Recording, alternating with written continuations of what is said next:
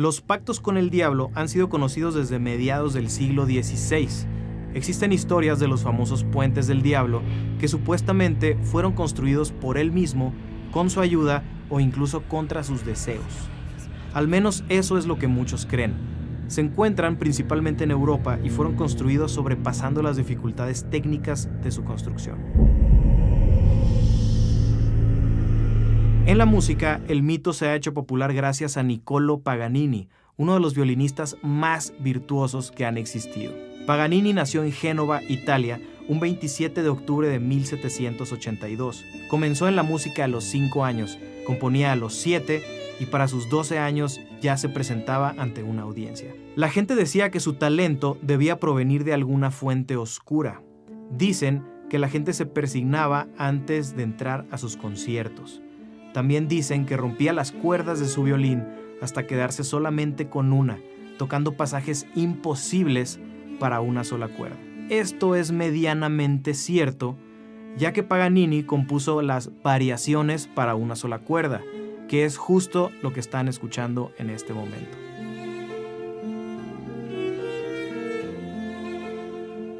También dicen que en Viena una fan abandonó el concierto porque dijo que vio al mismo diablo ayudando al violinista.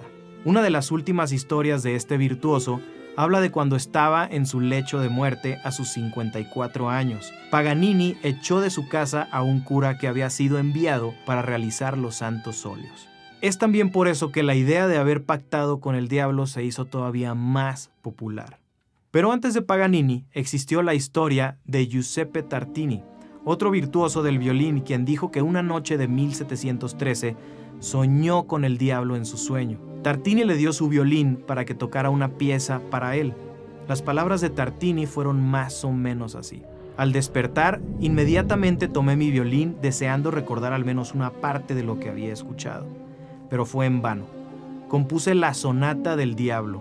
Hasta la fecha, mi mejor obra, pero resultó ser tan inferior a lo que había escuchado en mi sueño que hubiera preferido romper mi violín y abandonar la música para siempre. Esta pieza tiene un alto nivel de complejidad para el violinista. Involucra muchísimas técnicas que deben ser tocadas con gran destreza a lo largo de las diferentes etapas de la composición. Quizá es por eso que se considera como una pieza imposible para un simple mortal.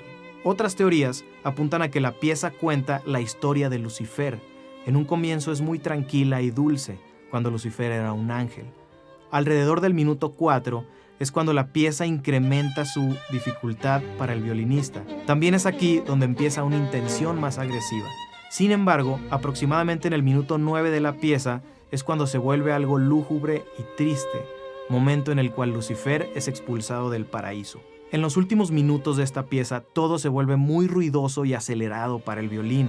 Podríamos decir que esto expresa el dolor y odio característicos del infierno. Actualmente, uno de los músicos más famosos por haber hecho un pacto con el diablo es el rey de los Delta Blues Singers, Robert Johnson.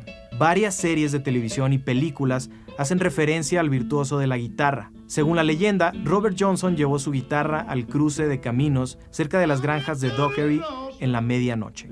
Ahí se encontró con el diablo, quien tomó su guitarra, la afinó, tocó algunas canciones y se la regresó a su dueño. A cambio de su alma, el diablo le dio a Robert Johnson una increíble habilidad para tocar blues. Pero su historia va más o menos así. Robert Johnson nació en Hazlehurst, Mississippi, supuestamente el 8 de mayo de 1911. Sus padres fueron Julia Major Dodds y Noah Johnson. Julia estaba casada con Charles Dodds, quien era un carpintero y terrateniente. Charles fue forzado a abandonar Hazlehurst y al poco tiempo Julia huyó junto con su bebé. 2 años después mandó a su hijo con su esposo, quien había cambiado su nombre a Charles Spencer. En 1911, Robert se reunió con su madre cerca de Tunica, Robinsonville. Desde niño mostró interés por la música, empezando por el arpa de boca y la armónica. Después de terminar la escuela, Robert adoptó el apellido de su padre, naciendo así el nombre Robert Johnson, mismo que usó para firmar su certificado de matrimonio con Virginia Travis en febrero de 1929. Poco después, su esposa murió durante el parto. Al poco tiempo, Robert dejó Robinsonville, posiblemente en busca de su padre en Martinsville. Ahí perfeccionó su estilo para tocar la guitarra y aprendió un par de técnicas de Isaiah Ike Zimmerman. Se rumora que Ike había aprendido a tocar la guitarra mientras visitaba el cementerio a la medianoche. Cuando regresó a Robinsonville, había adquirido, milagrosamente, una increíble habilidad con la guitarra. Robert Johnson murió supuestamente por causas desconocidas el 16 de agosto de 1938 a la edad de 27 años. Algunas teorías dicen que el esposo celoso de una mujer con quien Johnson había coqueteado le ofreció una botella de whisky posiblemente envenenada.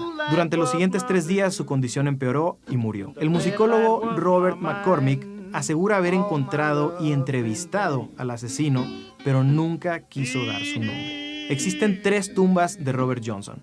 No se sabe con exactitud cuál es la real, pero las 3 están ubicadas en Mississippi. En el documental La búsqueda de Robert Johnson, John Hammond Jr. dice que debido a la pobreza y falta de transportación, Johnson quizá fue enterrado en una fosa común muy cerca de donde murió. Sea cierto o no, estos 3 músicos fueron revolucionarios para su época.